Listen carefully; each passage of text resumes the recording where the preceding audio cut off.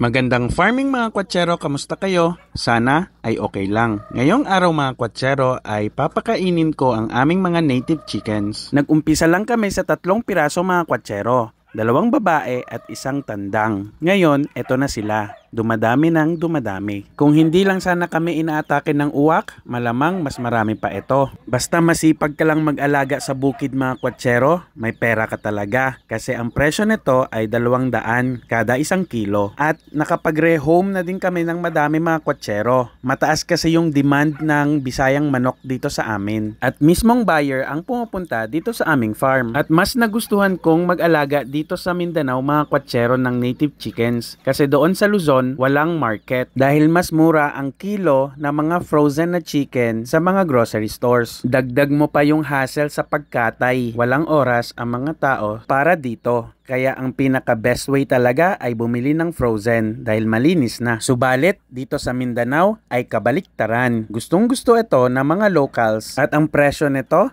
nasa 250 pesos per kilo sa merkado. Pero pag sa farm nyo bibilhin, nasa 200 pesos lang ang kilo. At ang pinakamagandang luto dito ay tinola. Manamis-namis ang sabaw dahil ang pagkain ng mga manok namin ay purong mais. Very organic.